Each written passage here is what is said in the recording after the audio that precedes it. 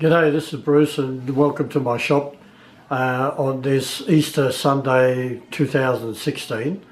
I've just completed making the first set that was required very urgently for an oil and gas project, and a lot of detail I can't give you as far as measurements and so forth concerned, but I can show you what I've accomplished.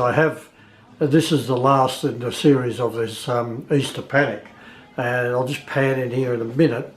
Up on the wall here, let me just adjust the camera up so we can get it a bit closer. Yeah, so it was a panic, it was a Hayman job. They need that part by Tuesday, and the call came in 2 hours before close of business on Thursday. That left me 2 hours to find materials. So at any rate, all that aside, we got going, and we've started the job now. Actually, while we're here, so on all my clients, when they come in, I ask them to pick which of these magnets are more suitable for them, and in this case I thought all of them were suitable. Some of them a bit rough there, but at any rate, I've had them for a few years, quite a few years in fact, and the only ones that I didn't see any need for was the four at the top, was take your time, not urgent, partly urgent, or just plain urgent. There was no need for them. Anyway, getting back onto the job, we'll come down here and we'll show you the parts that we've actually manufactured. So what we've got, we'll come in a bit there. Yeah. So at the back we've got the three wall pieces for the second set, and in front here we've got the three pieces that I've manufactured, and we've, as I said, we've I'll go out again and then we'll take each one as they come. Yeah, so this part here has a taper inside, been tapered to a dimension. I've just finished now cutting two slots. They're obviously for the tool that's used for tightening, and there's 6 holes around with counterbores on them. There's a closed section here, then an O-ring groove, then an M85 by 2mm thread, and then another land with another O-ring groove, and inside there's a counterbore inside here, and that's one part. The second part is this sleeve, and because of the urgency we've made it out of stainless, but they would like to have it out of carbide, out of solid carbide, because I'm unable to supply that. So that's a sleeve, and that's got a different angle inside here, and in fact the drawing did not show the actual angle, and I got my neighbour to take the drawing that was supplied, and he made his own drawing and worked out that it was 2 degrees, and that, when I machined that to 2 degrees, it worked out exactly all the dimensions, lengths, size, everything. Now that piece goes inside of this one here. That slips into there, and according to the drawing it slightly sticks out above that thing, and that is so that it can be pressed in against it. The third part is this section, there's this part here, and it has a land that corresponds with the land inside there, and a female thread. We've got here a female thread, 2 cutouts as well, so they've obviously for tightening up, a taper on this side, and a ball sort of outlet there.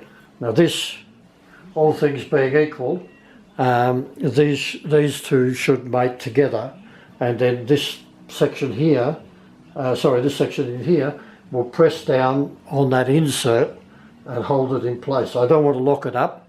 I'm just going to show you the finished product.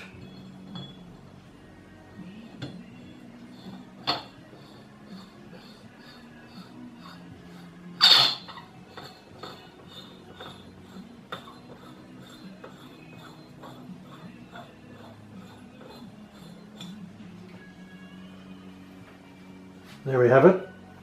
So that's the part. That's the whole piece according to the drawing. The tapers on both sides. A different taper here and a different taper inside there. And these two locking items for it, and these 6 holes. So that's the part. I'll open it up later because I don't want that to be locked up. And these, I'll put these sleeves on for transport so that they don't get knocked about as well, and they'll go inside of a box, but they'll have these sleeves on them as well, so we're looking after that.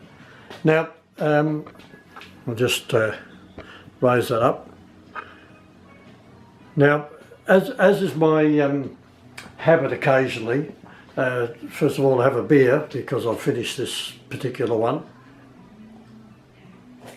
And I'll be able to spend some time with my darling and the children and my daughter and granddaughters, which was missing because of this job.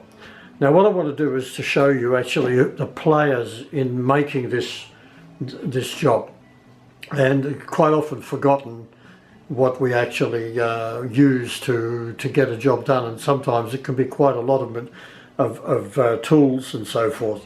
Apart from the mill and the lathe and the bandsaw outside, with all the tooling that we use, and I'm about to present that to you now. So down here we have 5 tool holders. We've got this particular one, which is a standard unit, and it gets most of the work on the lathe.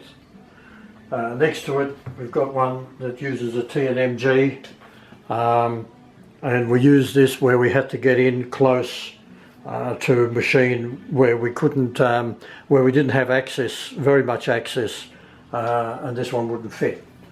Then we've got our normal chamfering tool, it's a 90-degree tool.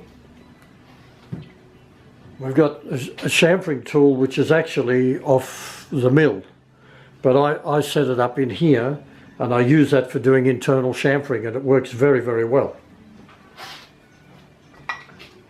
And here we have a tool that I ground up for another job some time ago, and I used that to produce this rounded edge there. Even though it's stainless steel, this is just high speed with a bit of oil and the right speed, it worked well. Then behind that we've got more tools. We've got the boring bar. This boring bar we moved in and out from time to time, and that's with the triangular cutters. We've got this Kennen Metal 60-degree thread cutter unit, and this one has a through coolant in it, but I don't. It's made for CNCs, of course, but I don't use that. And then we've got another that uses the same cutting tips.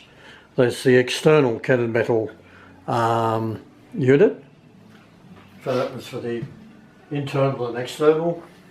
Then we've got a little grooving tool. We use that for the O-ring grooves. Parting tool, which we used to part off the bar. So that's all those tools, and then we'll move across over here, and we'll show you some more. So of course there was the standard digital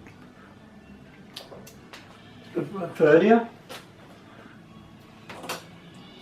metric thread gauge,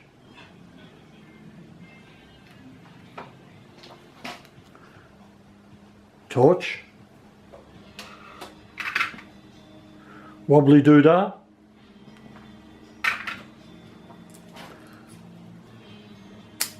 a normal snap gauge, a depth caliper, excellent tool, wonderful for getting into places where there's tapers and you can't see exactly where, and you can use that then for doing your depth gauge. This one is up to 500mm 20 inches. It's a very, very handy one to have. And then we've got the mill tools, which we used on the mill for the drill pilot. There was a starter, there was a pilot, the 10.5mm, a 6mm milling thing, then the rougher for doing the grooves, and the counterbore we did with this, I think it was 17mm counterbore. So there you have it, and not to forget, today I also christened this bottle that I got, trying the American system, and that's got my normal RTD inside of it, and of course one of the 2 oil cans that also that. So there you have it. That's it's been a pretty eventful. It's been a pretty eventful 3 days, and all I can say is, well, everybody else enjoy the rest of the long weekend, and what's that? Just go safe, play it safe, do it safe, drive home, be good. See ya.